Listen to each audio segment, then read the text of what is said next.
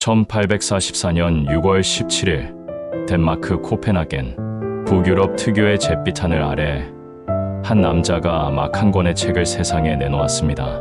불안의 개념이라는 제목의 이 책에는 인류 철학사의 길이 남을 한 문장이 담겨 있었습니다.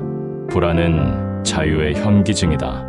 이 문장을 쓴 사람은 세렌 키에르케고르, 당시 31세의 우울한 철학자였습니다.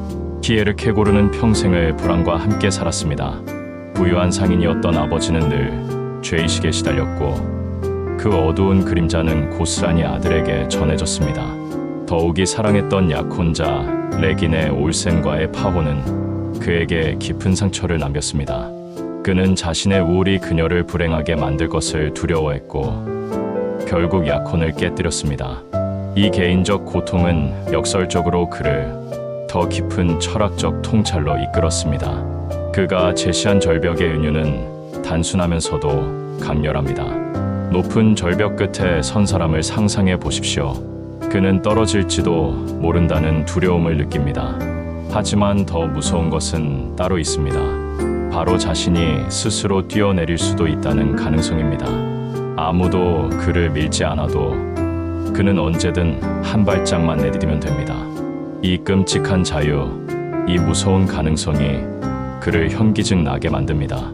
키에르케고르는 이것이 바로 인간 실존의 본질이라고 보았습니다. 우리는 매 순간 선택의 기로에 서 있고 그 선택은 전적으로 우리의 몫입니다. 신이 정해준 운명도 자연의 법칙도 우리의 선택을 대신해주지 않습니다. 이 완전한 자유가 우리를 불안하게 만드는 것입니다. 19세기 중반의 유럽은 이러한 불안이 시대 정신이 되어가고 있었습니다. 산업혁명은 수백 년간 이어진 전통적 삶의 방식을 하루아침에 무너뜨렸습니다. 농부의 아들은 더 이상 농부가 되지 않아도 되었고 대장장이의 딸은 대장장이와 결혼하지 않아도 되었습니다. 계몽주의는 종교의 절대적 권위에 의문을 제기했고 이성의 빛은 오히려 더 많은 그림자를 만들어냈습니다.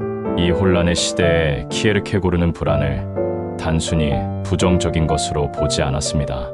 오히려 불안은 우리가 자유로운 존재라는 증거였습니다. 돌멩이는 불안하지 않습니다. 나무도 불안하지 않습니다. 오직 선택할 수 있는 존재, 다른 가능성을 상상할 수 있는 존재만이 불안을 느낍니다. 이런 의미에서 불안은 인간의 특권이자 저주입니다. 그는 또한 불안과 두려움을 명확히 구분했습니다. 두려움은 구체적인 대상이 있습니다. 사자를 두려워하고 높이를 두려워하고 실패를 두려워합니다. 하지만 불안은 대상이 없습니다. 그것은 가능성 자체에 대한 떨림입니다. 아직 일어나지 않은 일, 일어날 수도 있고 일어나지 않을 수도 있는 일에 대한 막연한 전율입니다. 키에르케고르의 이러한 통찰은 당시로서는 혁명적이었습니다. 헤겔로 대표되는 독일 관념론은 거대한 체계와 보편적 진리를 추구했지만 키에르케고르는 구체적인 개인의 실존에 주목했습니다. 역사의 법칙이 아니라 지금 여기서 선택해야 하는 한 개인의 떨림에 집중했습니다. 그로부터 180년이 흐른 지금 우리는 키에르케고르가 상상하지 못했을 정도로 많은 자유를 누리고 있습니다. 직업 선택의 자유, 결혼의 자유, 거주 이전의 자유, 표현의 자유, 심지어 성별을 바꿀 자유, 가상현실에서 새로운 정체성을 만들 자유까지 있습니다. 그런데 이상하게도 우리는 키에르케고르의 시대보다 더 불안해하고 있습니다. 선택지가 늘어날수록, 자유가 확대될수록 불안도 함께 커진 것입니다. 키에르케고르가 던진 화두는 시공간을 넘어 다양한 사상가들에게 영감을 주었습니다. 흥미롭게도 동양의 오랜 지혜는 이미 비슷한 통찰을 품고 있었습니다. 2500년 전 붓다는 보리수 아래서 깨달았습니다. 모든 고통은 집착에서 비롯된다. 우리가 특정한 결과에 집착할 때 불안은 고통이 됩니다. 하지만 붓다의 처방은 키에르케고르와 달랐습니다. 키에르케고르가 불안을 통해 진정한 자아를 찾으라고 했다면 붓다는 애초에 고정된 자아란 없다고 가르쳤습니다. 이 두 가르침은 대립하는 것처럼 보이지만 깊은 곳에서는 만납니다. 둘 다 인간 존재의 근본적인 불안정성을 인정합니다. 다만 서양은 그 불안정성 속에서 자아를 확립하려 하고 동양은 그 불안정성 자체를 받아들이라고 합니다. 천불교의 초심이라는 개념이 좋은 예입니다. 매 순간을 처음인 것처럼 대하는 마음, 그것은 불안하지만 동시에 가장 생생한 삶의 방식입니다. 20세기에 들어서면서 키에르케고르의 통찰은 프랑스 실존주의자들에게 계승됩니다.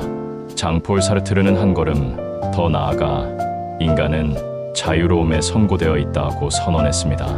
우리는 자유를 선택한 것이 아닙니다. 원하든 원하지 않든 우리는 자유로울 수밖에 없습니다. 카페에 앉아 커피를 마시는 순간에도 우리는 다른 선택을 할 수 있었다는 사실을 의식합니다. 이 피할 수 없는 자유가 구토를 일으킬 정도의 불안을 만듭니다. 알베르 카미는 이를 부조리라고 불렀습니다. 의미를 찾으려는 인간과 의미를 주지 않는 세계 사이의 대립. 시지프스처럼 우리는 매일 무의미해 보이는 바위를 산꼭대기로 밀어 올립니다. 하지만 카미는 놀랍게도 시지프스는 행복하다고 말합니다. 자신의 운명을 직시하고 받아들이는 것, 그 자체가 반항이자 자유라는 것입니다. 현대 심리학과 뇌과학은 이러한 철학적 통찰을 과학의 언어로 증명했습니다. 1950년 롤로 메이는 불안의 의미에서 불안 없이는 창조가 불가능하다고 선언했습니다. 21세기 캘리포니아 대학의 연구는 창의적 통찰의 순간 뇌가 적절한 긴장 상태에 있다는 것을 발견했습니다.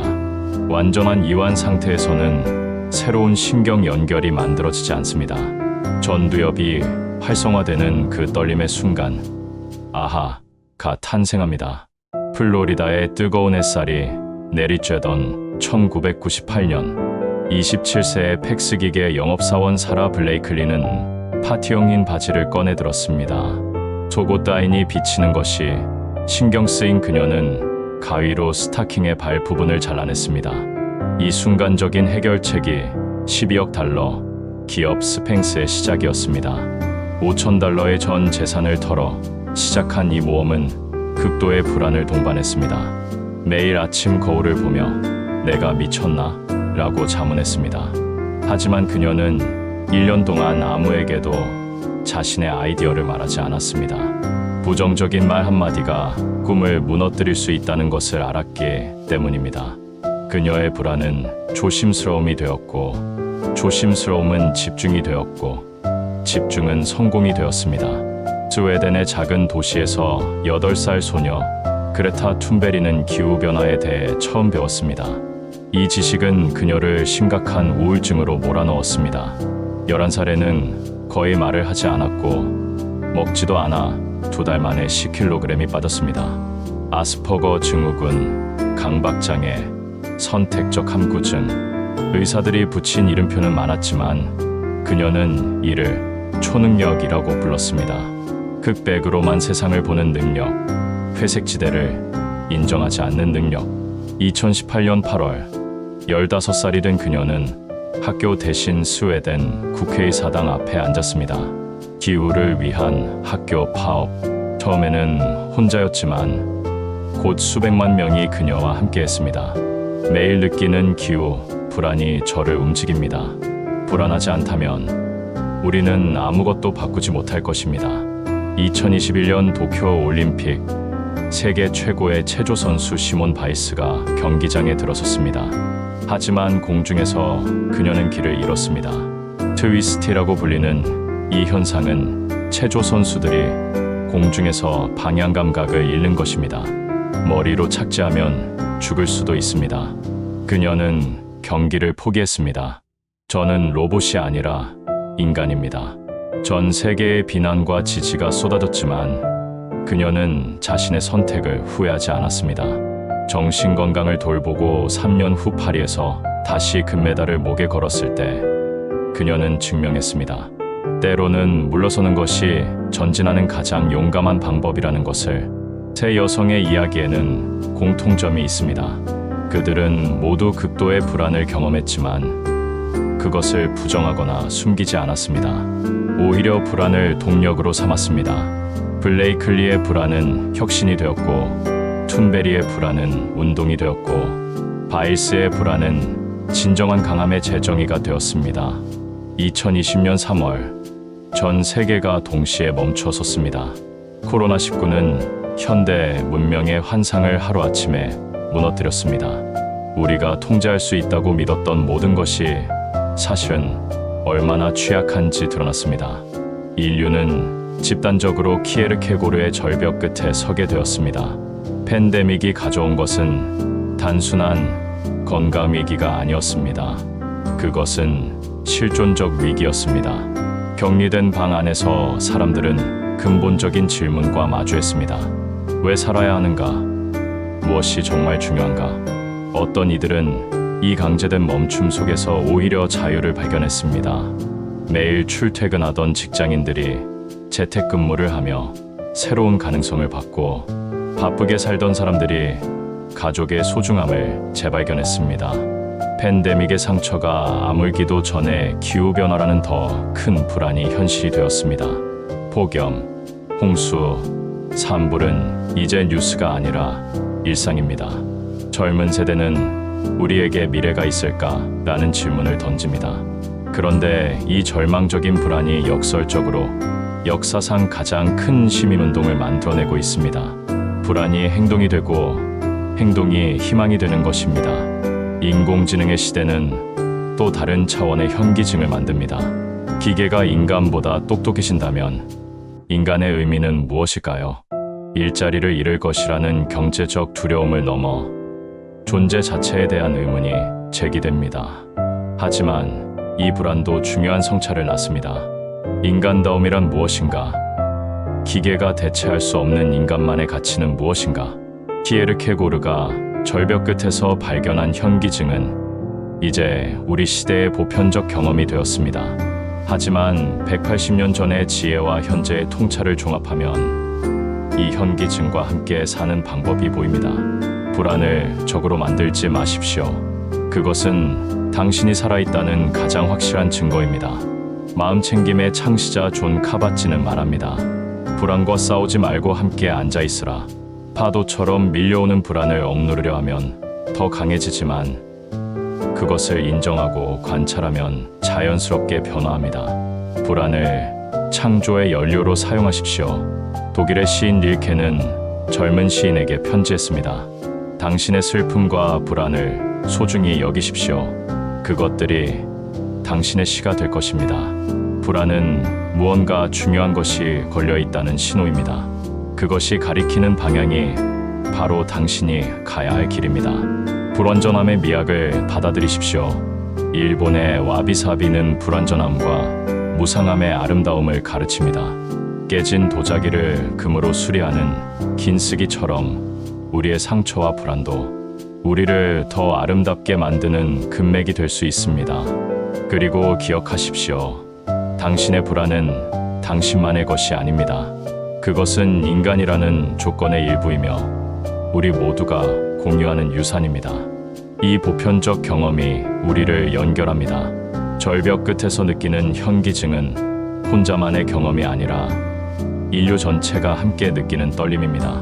키에르케고르가 오늘 살아있다면 아마 이렇게 말할 것입니다. 불안이 사라진 세상을 꿈꾸지 마라. 그것은 자유가 사라진 세상이다. 불안은 자유의 그림자입니다. 빛이 있는 곳에 그림자가 있듯 자유가 있는 곳에 불안이 있습니다. 우리의 과제는 불안을 제거하는 것이 아닙니다. 그것과 함께 춤추는 법을 배우는 것입니다. 탱고를 추듯이 때로는 불안이 리드하고 때로는 우리가 리드하며 그 긴장감 속에서 아름다운 움직임을 만들어내는 것입니다. 오늘 당신은 어떤 절벽 끝에 서 있습니까?